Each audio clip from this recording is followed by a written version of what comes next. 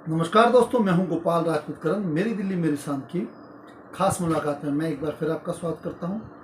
आज हम बात करने जा रहे हैं स्वयं सेवक संघ के ऊपर और राष्ट्र सेविका समिति के ऊपर। हम बात करेंगे आज अरुणा जी से, जो कि बताएंगी किस प्रकार राष्ट्र सेविका समिति कार्य करती है और हमें जानकारी देंगे किस प्रकार यहाँ लोग इनसे जुड़ते हैं और जो राष्ट्र सेविका समिति है किस प्रकार समाज में कार्य करती है और समाज के भले के लिए कार्य करती है। जानते हैं किस प्रकार ये सारा जो संगठन है कार्य कर रहा है और ख़ासकर दिल्ली में।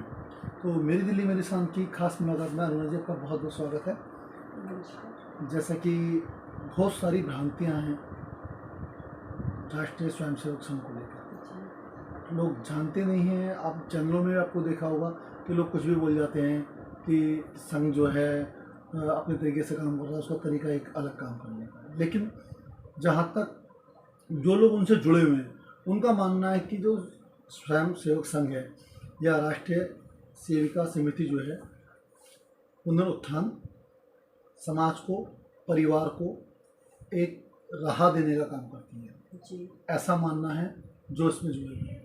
तो मैं जानना चाहूँगा कि किस प्रकार इसकी स्थापना हुई और कब हुई और कब से कार्य कर रही है।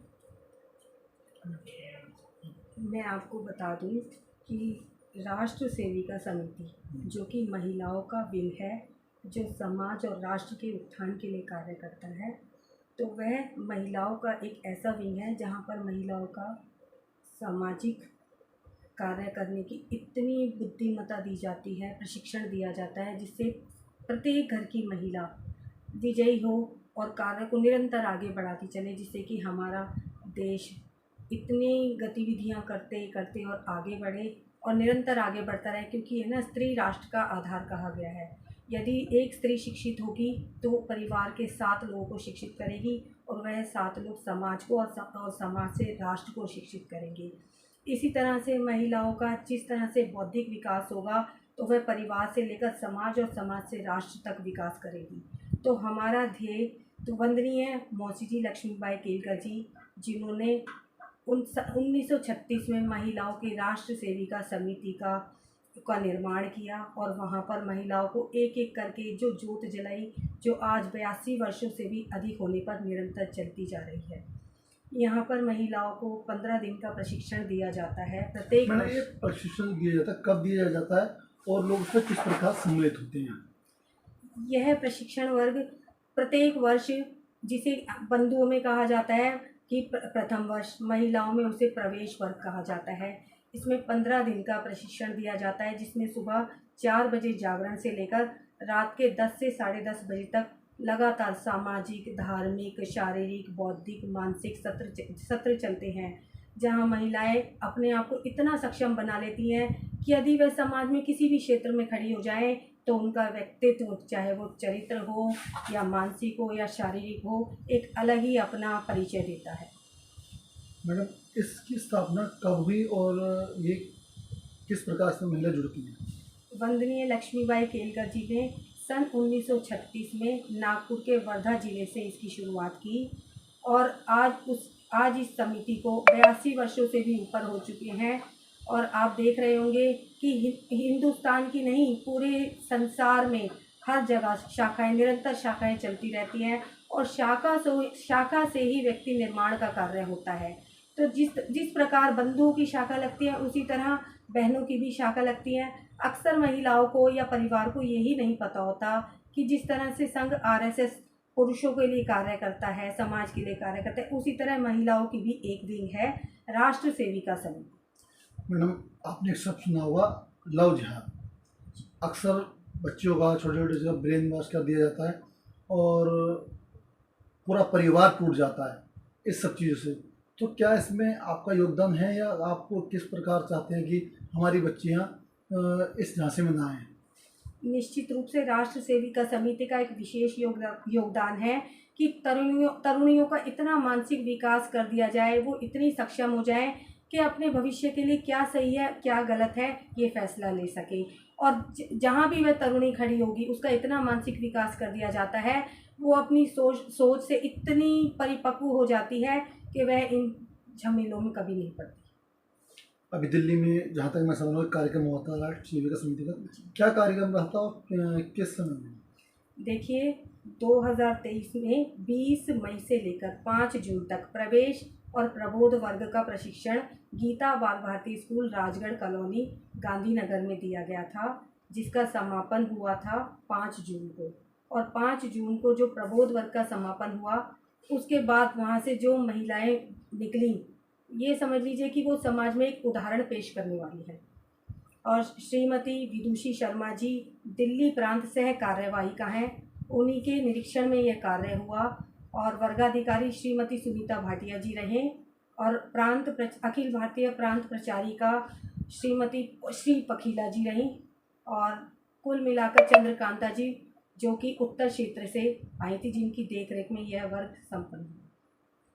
क्या ये घर में महिलाओं को कुछ विवाद होते हैं, या महिलाएं जो जैसे कि अकेलेपन में, आप समझते होंगे आजकल छोटे परिवार होते जा रहे हैं तो डिप्रेशन में आ जाती है, क्या आपका ये जो महिलाओं का एक साथ आगे लेके बढ़ने का अभियान है, महिलाओं को मानसिक रूप से भी कुछ फ़ायदा पहुँचा सकता है? जी बिल्कुल, आप देख सकते होंगे कि महिलाएं निरंतर अपने परिवार में कार्य करती रहती हैं, लेकिन कोई भी महिला स्वयं के लिए समय नहीं निकाल पाती है, अपने स्वास्थ्य का ध्यान नहीं रख पाती है, या ये कहिए कि उसके चेहरे पर हमेशा गंभीरता के भाव नज़र आते हैं। उन सभी चीज़ों को दूर करने के लिए, उसे मानसिक स्थिति को मजबूत करने के लिए यहाँ पर योग शिक्षा दी जाती है, योग प्रशिक्षण, जिससे क्या होता है, उसके अंतर्मन से लेकर शारीरिक मजबूती मिलती है, बल मिलता है।